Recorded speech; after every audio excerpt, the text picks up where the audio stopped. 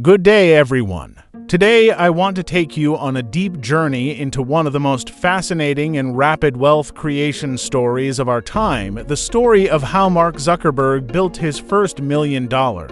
We're not talking about some distant legend from the industrial age. This is a modern tale that began in a cramped college dorm room at Harvard University in the early 2000s, when a brilliant but socially awkward 19-year-old computer science student turned a simple idea into a global phenomenon that would eventually connect billions of people and make its founder extraordinarily wealthy at an incredibly young age, Mark Elliott.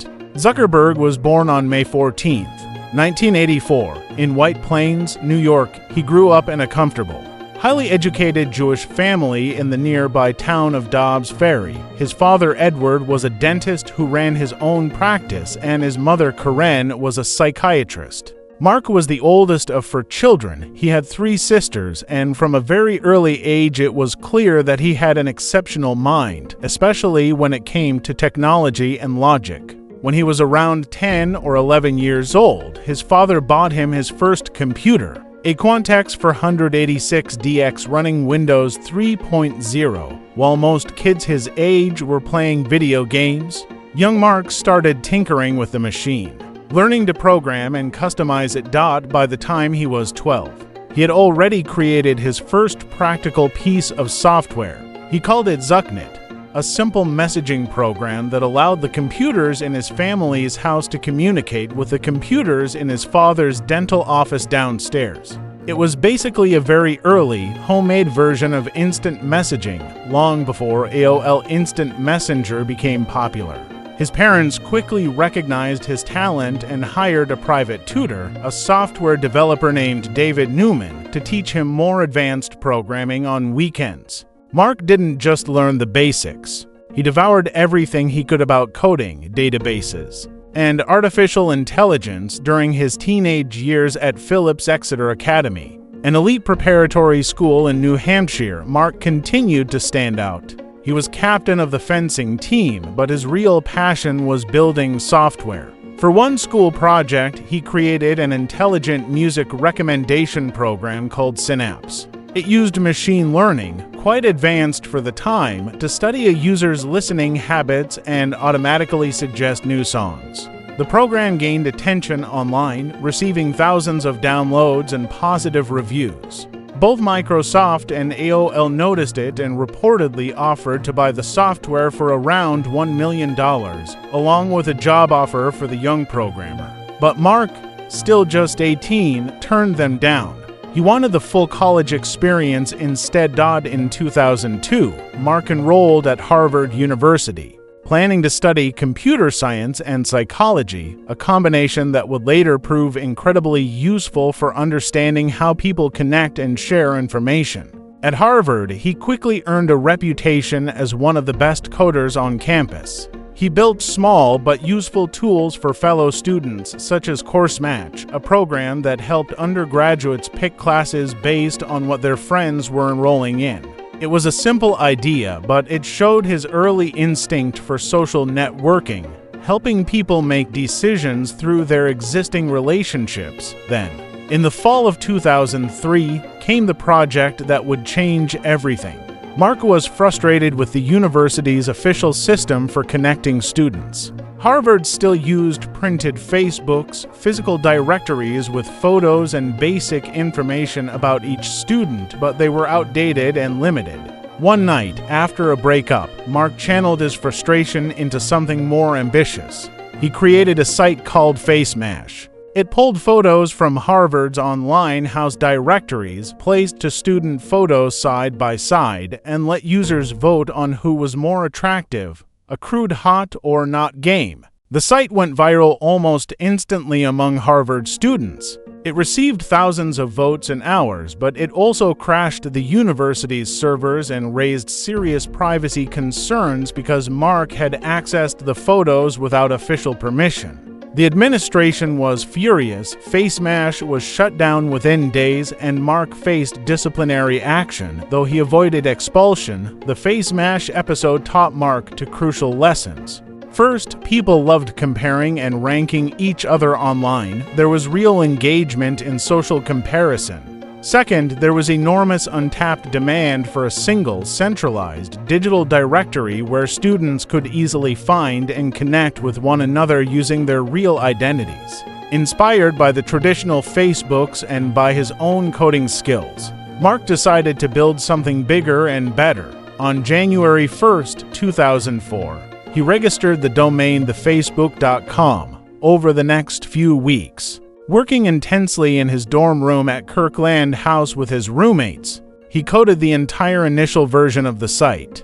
His close friends and collaborators included Dustin Moskovitz, who helped with programming, Andrew McCollum, who contributed design elements, Chris Hughes, who handled some outreach, and most importantly for the early business side, Eduardo Saverin, a junior studying economics who became the first real business partner. Eduardo played a key role in the beginning.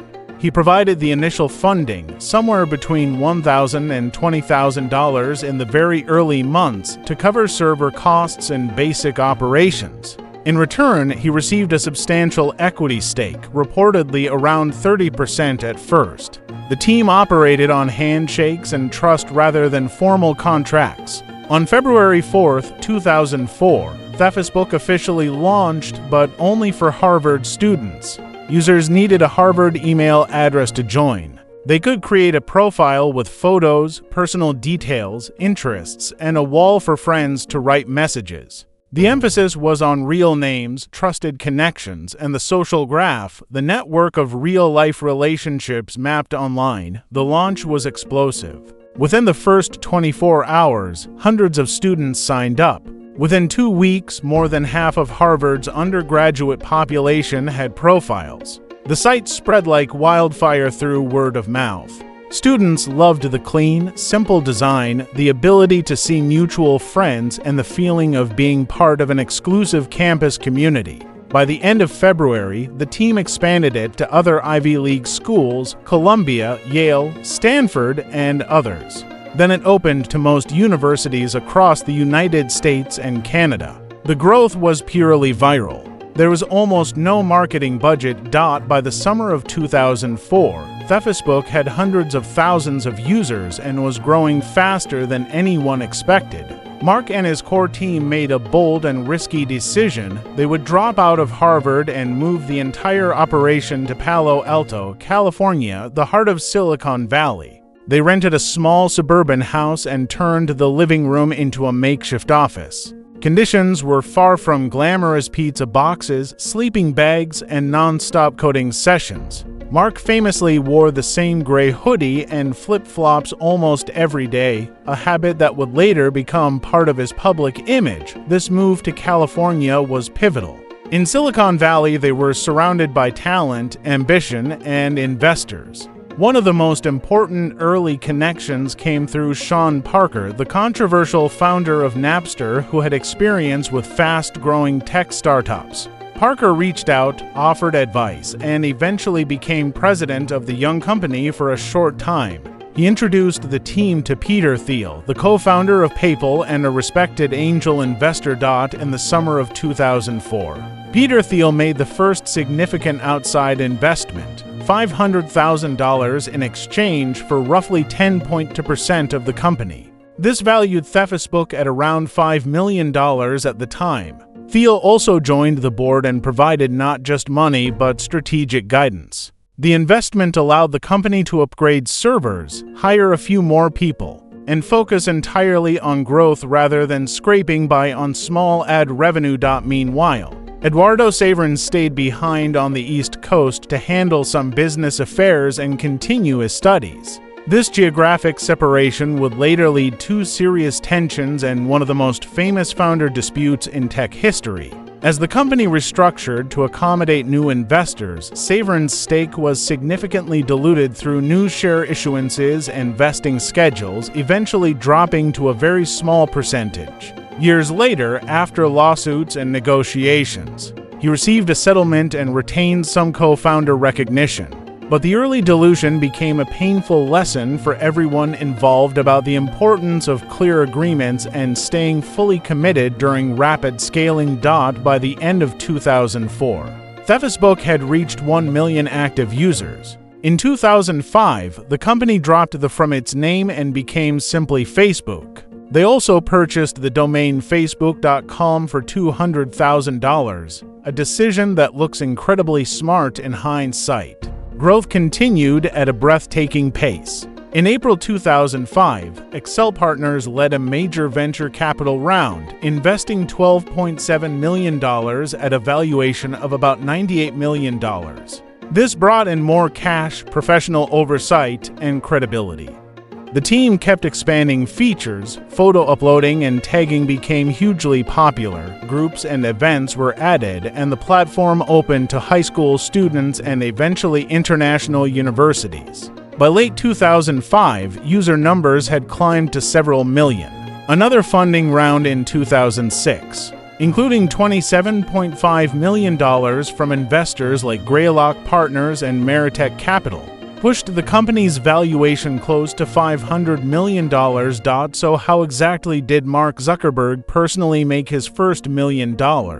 It wasn't through a big salary or selling the company. From the beginning, Mark owned the largest share of equity, initially around 65%, which was later adjusted but remained dominant. As outside money flowed in and the company's valuation skyrocketed with each funding round, the paper value of his ownership stake grew dramatically. By mid-2006, with millions of users, international expansion, and serious investor interest, Mark's personal net worth crossed the $1 million threshold. Reliable accounts indicate he became a millionaire at age 22, largely through the rising valuation of his equity. Most of this was unrealized wealth tied to his shares rather than cash in the bank, but in the startup world, crossing that line on paper through venture capital investments counts as making your first million. He lived modestly, reinvested almost everything back into the company, and focused on long-term vision instead of short-term payouts. That same year brought one of the most telling moments in the story. Yahoo offered to buy Facebook for $1 billion. Mark was only 22. Many board members and some investors pushed hard to accept the offer.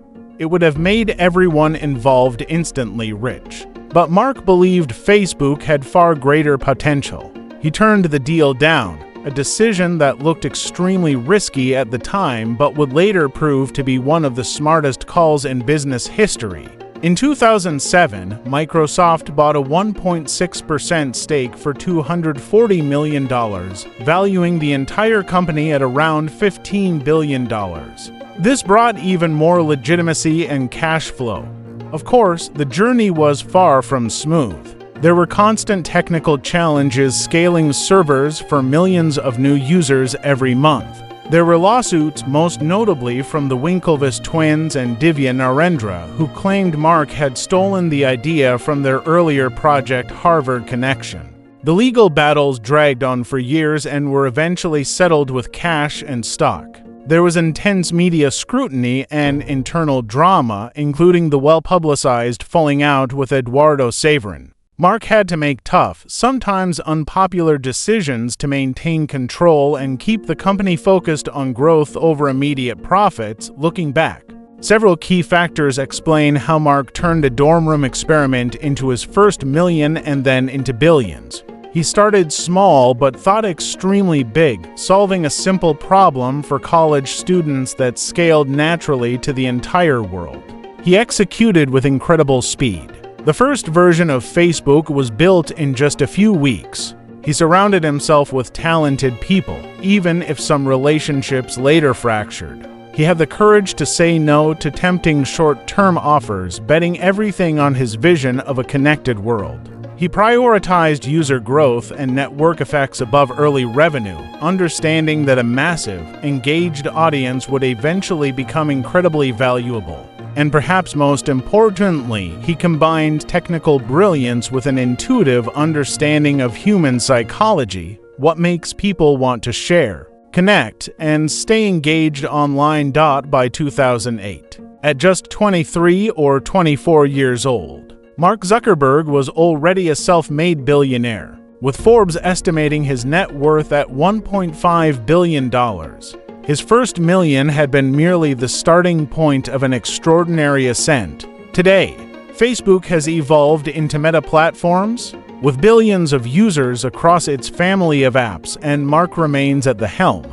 pushing into new territories like artificial intelligence and the metaverse. His story is a powerful reminder that transformative ideas often begin in unlikely places: a late-night coding session, a moment of frustration, a simple desire to connect people better. With relentless execution, smart partnerships, and the willingness to take calculated risks while staying true to a long-term vision, it is possible to build something that changes the world and creates life-changing wealth along the way. Whether you are a student learning to code, an aspiring entrepreneur, or simply someone who dreams of building the next big thing, Mark Zuckerberg's path to his first million shows that the distance between a dorm room idea and extraordinary success can sometimes be shorter than it seems if you have the skill, the drive, and the courage to keep building. Thank you for listening to this detailed account of how one young man's vision and determination created immense value in such a short time.